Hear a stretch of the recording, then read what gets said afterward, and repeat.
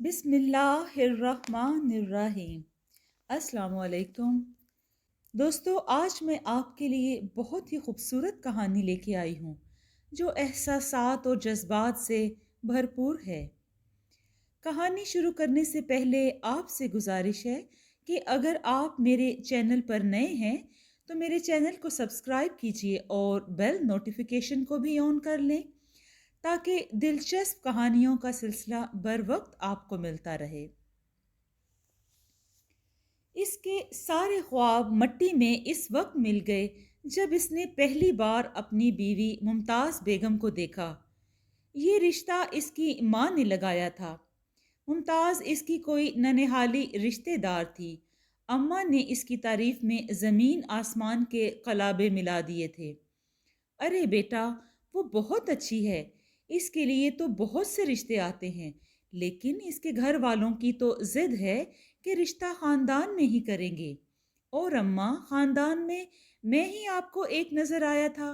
ساحر نے کہا، تو کیا ہوا؟ کسی نہ کسی سے تو شادی کرنی ہی ہے نا تو نے؟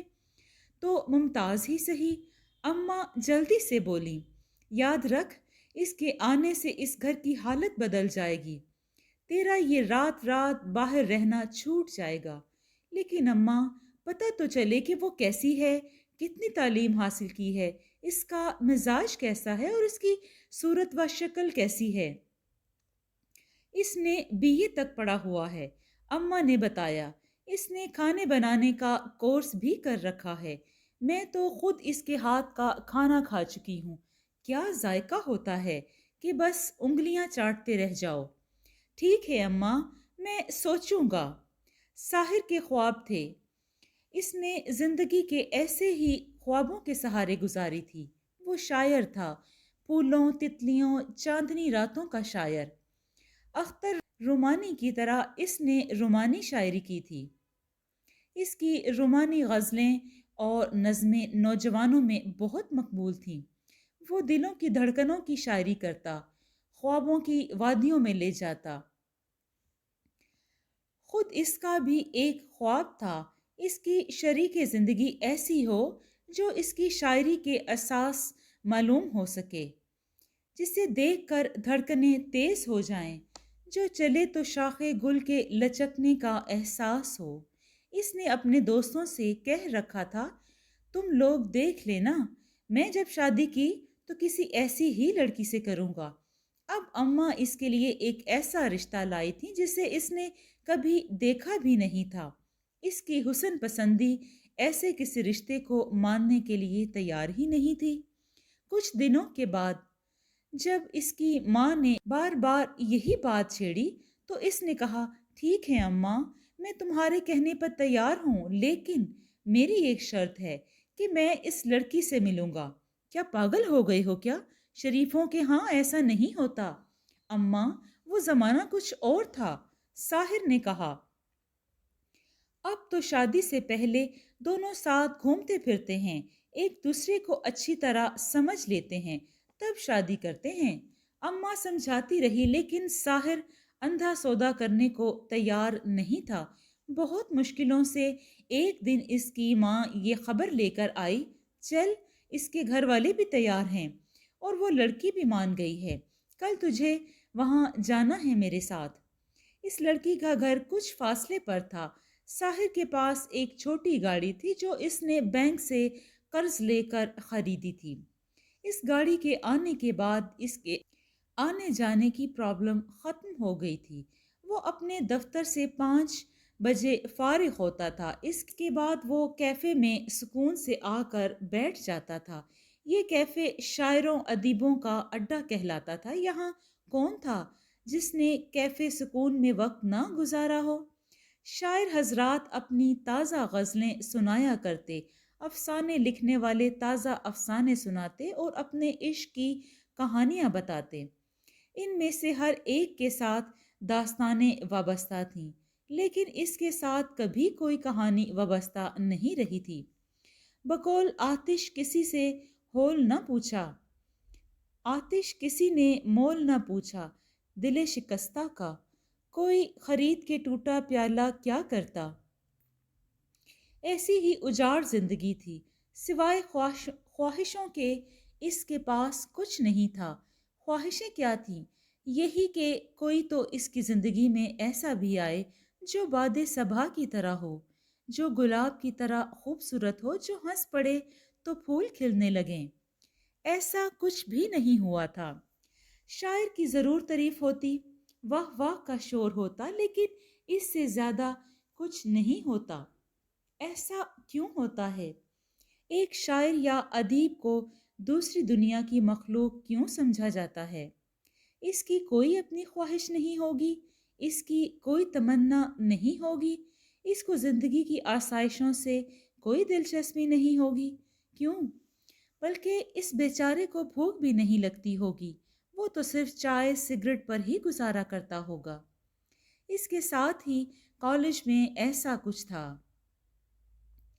کالج کے زمانے میں اس کے اشعار بہت مشہور ہو چکے تھے، سب تعریفیں کرتے، خاص کر لڑکیاں، کیونکہ وہ ان کا محبوب شاعر تھا۔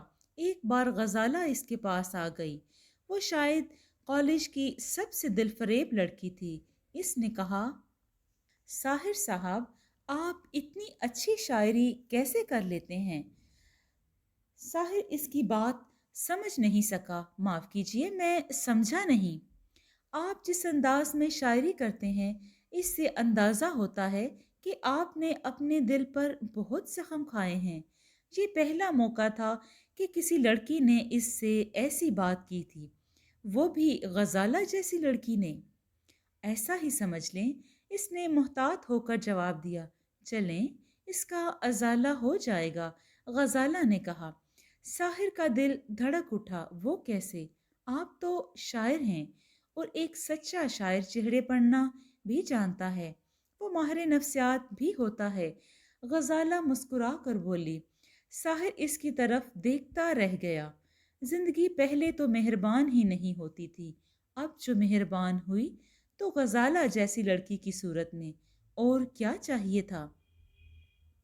ان دنوں وہ جیسے ہواؤں میں اڑتا پھرتا۔ اس کے دوست اسے مبارکباد دیا کرتے اور حیران بھی ہوتے۔ غزالہ اس کے ساتھ ساتھ پھرا کرتی، وہ اسے اپنی شاعری سناتی اور غزالہ کی آنکھیں چراغوں کی طرح جل اٹھتیں۔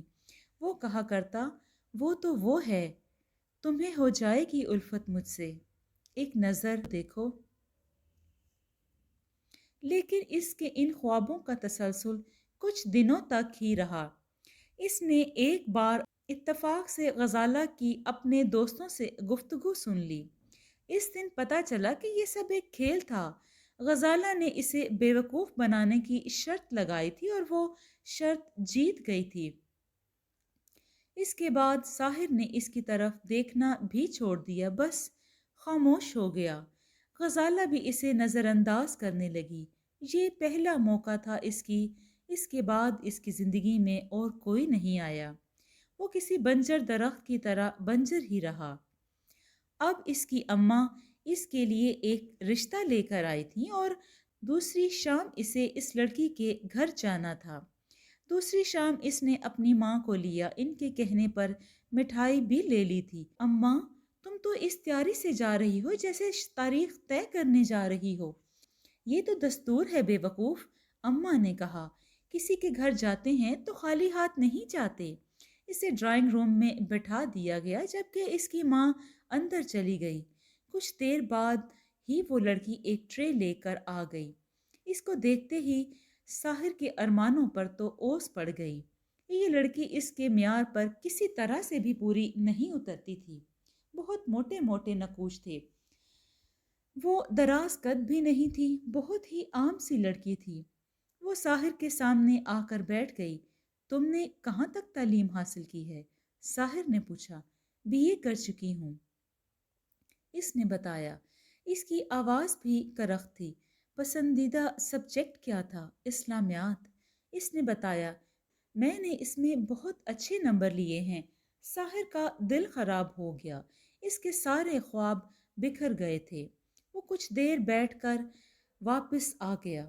اس کی ماں راستے میں پوچھتی رہی کہ اس نے لڑکی کو کیسا پایا، لیکن وہ خاموش ہی رہا۔ گھر آ کر اس نے اپنی ماں سے کہا، نہیں اماں، وہ لڑکی میرے معیار پر پوری نہیں اترتی۔ اور تیرا کیا معیار ہے؟ یہ تو تم بھی جانتی ہو اماں کہ میرا معیار کیا ہے۔ ماں خاموش ہو گئی۔ اس کے چہرے سے لگ رہا تھا کہ اسے ساحر کی بات بری لگی ہے۔ وہ 2 دنوں کے بعد اس نے اپنے دوست سے ذکر کیا۔ خیال ایک سلجھا ہوا انسان اور شاعر تھا۔ یہ تم نے ایک بہت بڑا چانس کھو دیا ہے، خیال نے کہا۔ کیسا خیال؟ کیسا چانس؟ اپنی ماں کی خوشنودی حاصل کرنے کا۔ تمہاری ماں نے تمہارا رشتہ اس لیے لگوایا تھا کہ تم اس کی بات کی لاج رکھو گے، اس کی دلی خواہش ہوگی کہ تم اس لڑکی سے شادی کر لو۔ تم نے اپنی ماں کا دل توڑ دیا۔ یعنی تم یہ کہہ رہے ہو کہ میں اس لڑکی سے شادی کر لوں؟ ہاں، تو تم آخرت اور دنیا کی کامیابی چاہتے ہو نا؟ اور دنیا اور آخرت کی کامیابی کے لیے ساحر نے ممتاز سے شادی کر لی اور اس کے ساتھ زندگی گزارنے لگا۔ اب وہ جیسے بھی تھی اس کی بیوی تھی۔ وہ نہ جانے کیوں جب وہ قریب آنے کی کوشش کرتی یا لگاؤ کا اظہار کرتی تو ساحر کو ایک چڑ سی ہو جاتی۔ وہ اسے اپنے پاس سے ہٹا دیتا جبکہ اس کی ماں بہت خوش تھی۔ وہ دعائیں دیتی رہتی کہ جس طرح تو نے میری بات رکھی ہے اس طرح خدا تیری بھی بات رکھے گا۔ زندگی اسی طرح گزر رہی تھی۔ پھر ساحر کی ماں بیمار پڑ گئی۔ اس کی شدید بیماری نے ساحر کو توڑ کر رکھ دیا۔ اس کا کوئی نہیں تھا سوائے ماں کے۔ باپ کا انتقال تو بہت پہلے ہو چکا تھا۔ اپنے والدین کی وہ اکلوتی اولاد تھی، اس لیے اس کی آنکھوں سے گرنے والے آنسوں صرف اس کے دامن تک رہتے۔ ایسا کوئی شانہ نہیں تھا جس پر وہ سر رکھ کر رو سکتا۔ ایسی تنہائی کا مداوا کیا؟ 7 دریاؤں میں اکیلی ناؤ۔ اس وقت صرف اس کی بیوی اس کے ساتھ تھی، ممتاز، جو صرف اس کی اتنی ہی ہمدردی کر پاتی جو اس کے اختیار میں تھی۔ ساحر کو کبھی کبھی اس پر غصہ بھی آ جاتا۔ کم وقت کو تو ہمدردی کرنے کا بھی سلیقہ نہیں ہے۔ ساحر جب کسی بات پر اسے جھڑک دیتا تو وہ آنسو بہا کر خاموش ہو جاتی۔ اور ایسے میں ساحر کو نازنین مل گئی، ایک طرح دار عورت۔ اس کو طلاق ہو چکی تھی، کوئی اولاد نہیں تھی۔ نہ جانے کیوں اس کے شوہر نے اسے طلاق دی، حالانکہ وہ ہر لحاظ سے اس قابل تھی کہ اسے شوکیس میں سجا کر رکھا جا سکتا۔ اس کی ادائیں، اس کی باتیں سب کچھ دلکش تھیں۔ غزالہ کے بعد نازنین ساحر کے دل میں اترتی چلی گئی۔ ایک عرصے کے بعد، ورنہ اب تک کی زندگی اجاڑ ہی رہی تھی۔ اسے احساس ہو رہا تھا کہ جینے کے لیے خوبصورت سہارے کی بہت ضرورت ہوتی ہے، جس کی زلفیں گھٹاؤں کی طرح ہوں، جس کی چال میں دلکشی ہو۔ نازنین میں یہ سب کچھ تھا۔ ساحر نے ایک دن خیال سے کہا، میرے دوست، میں کیا کروں؟ خدا نے میری فطرت ہی ایسی کر دی ہے، میں حسن کے بغیر رہ ہی نہیں سکتا۔ تم تو جانتے ہو کہ میری ساری شاعری ایک ہی محور کے گرد گھومتی ہے، اور وہ ہے حسن۔ اس کے سوا کچھ نہیں ہے میرے خیال میں کہ دنیا کی سب سے بڑی طاقت ہی یہی ہے۔ اس کے علاوہ کچھ نہیں ہے۔ تم اپنے فلسفے میں اپنی بیوی کو بھول رہے ہو۔ تم ہی بتا دو کہ اسے کس خانے میں فٹ کیا جائے۔ نازنین بھی اس کی طرف پوری طرح متوجہ ہو گئی تھی۔ اب اس کا زیادہ تر وقت اسی کے ساتھ گزرا کرتا۔ نازنین کو مشاعرے اٹینڈ کرنے کا بہت شوق تھا۔ اسے شاعری سے اس حد تک دلچسپی تھی کہ اچھے شعر اسے اچھے لگتے تھے۔ اس نے ساحر سے ایک دن کہا، میں مشاعرے بھی صرف تمہاری خاطر اٹینڈ کرتی ہوں کہ تم اس میں اپنی شاعری سناتے ہو، ورنہ مجھے اس میں کوئی دلچسپی نہیں۔ کیا میں اتنا ہی خوش قسمت ہوں؟ اب تو یہ میں نہیں کہہ سکتی کہ تم خوش قسمت ہو یا میں۔ نازنین کی انہی باتوں نے ساحر کو اپنی گرفت میں لے لیا۔ اب اس کی شاعری صرف نازنین کے لیے ہوتی، ممتاز کی طرف اس کا دھیان ہی نہیں جاتا تھا۔ اگر ممتاز اس سے کچھ کہتی بھی تو اسے ٹال دیا جاتا تھا۔ وہ خاموش رہتی۔ زندگی میں پہلی بار اسے ایک ایسا حسن ملا تھا جو اس کی شاعرانہ فطرت کو کور کر رہا تھا۔ اس نے نازنین کے لیے کئی نظمیں کہہ کر اسے سنا دی تھیں۔ اپنے دوستوں میں بھی اس نے اپنی محبت کا چرچا کر دیا تھا۔ اس کا کہنا تھا کہ دنیا کا ہر شاعر اپنی شاعری کے پردے میں کسی کا چہرہ رکھتا ہے۔ میں نے بھی اگر کسی کو اپنا محبوب بنا رکھا ہے تو اس میں حرج ہی کیا ہے۔ لیکن کچھ دنوں کے بعد اس کی قسمت نے ایک بار پھر اس سے بے اعتنائی اختیار کی۔ نازنین اب کسی اور کی ہو گئی تھی۔ وہ ایک تاجر تھا جس کے پاس بہت بڑا بزنس تھا، بہت بڑا گھر تھا، گاڑی تھی، بینک بیلنس تھا۔ اس نے ایک بار دبی زبان سے شکوہ بھی کیا تو نازنین نے کہا، ساحر صاحب، ہمارے ہاں مسئلہ یہ ہے کہ ہم جس سے ملتے ہیں اس پر اپنا حق سمجھنے لگتے ہیں۔ فاخر زندگی کے میدان میں ایک کامیاب شخص ہے، اس کے علاوہ وہ میرے گھر والوں کو بھی پسند ہے۔ اگر آپ نے میری اور اپنی دوستی کو کوئی اور رنگ دے رکھا ہے تو میں اس کے بارے میں کچھ نہیں کہہ سکتی۔ ساحر ٹوٹ کر رہ گیا تھا۔ کیا ملا تھا اس کو؟ زندگی نے سوائے محرومیوں کے اور کیا دیا تھا اسے؟ اس کا ایک دوست اور بھی تھا، نشاط آفاقی۔ وہ بھی رومانوی شاعری کیا کرتا۔ وہ برہنہ اظہار کرتا تھا کہ اس کی شاعری کا محور اس کی بیوی تھی جو اس کی محبوبہ بھی تھی۔ وہ ایک غریب آدمی تھا، اس کی جاب بھی بہت عام سی تھی، لیکن دوستوں میں سب سے زیادہ خوش لباس تھا، شکن سے آری لباس، پرفیوم کا انتخاب جو اس کی شخصیت کو بہت الگ کر دیتا تھا۔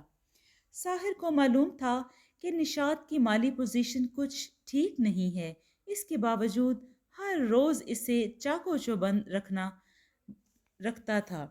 ساحر کبھی اس کے گھر نہیں گیا تھا۔ نشاط بتایا کرتا تھا کہ یہ سب اس کی بیوی کا کمال ہے، وہ ہر طرح سے اس کا خیال رکھتی ہے۔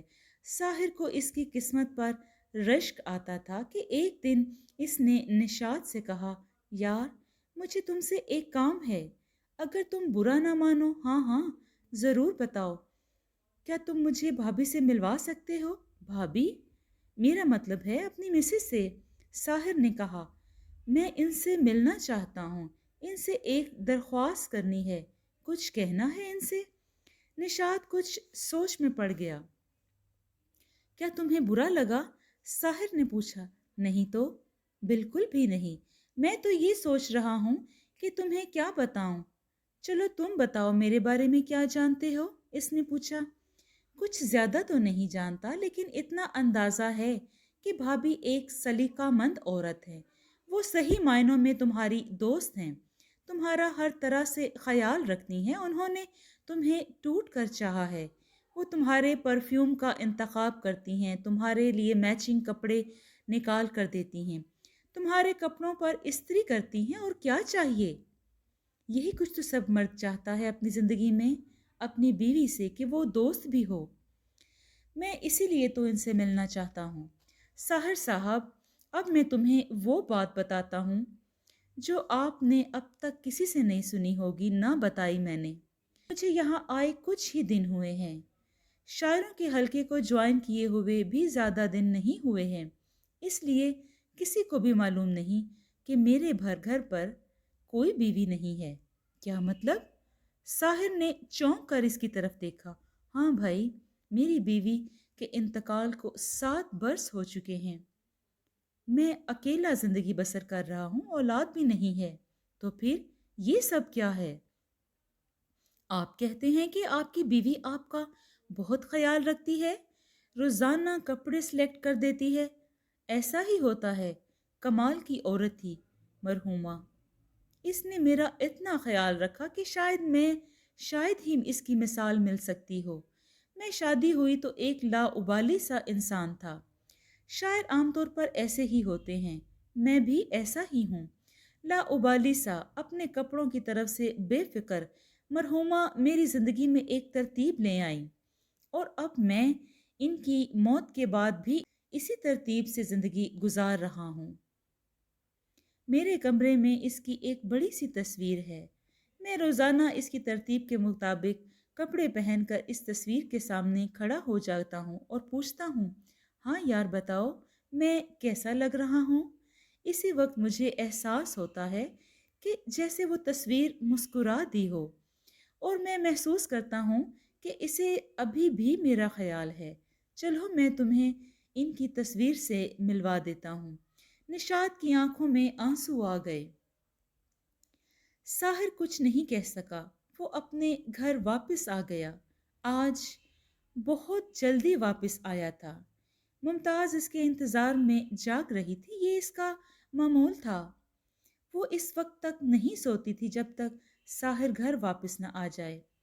साहिर को इसकी इस बात से चिढ़ हुआ करती थी, लेकिन आज इसे चिढ़ नहीं हुई थी, बल्कि इसे प्यार आया था। इसने शायद पहली बार अपने बाजू कुशादा किए थे और मुमताज को अपने बाजुओं में भर लिया।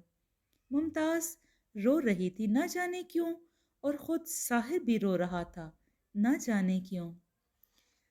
जी दोस्तों, आपको ये कहानी कैसी लगी? आपको अगर ये कहानी पसंद आई है तो कमेंट कीजिए और अपनी राय का इजहार ज़रूर दें। शुक्रिया।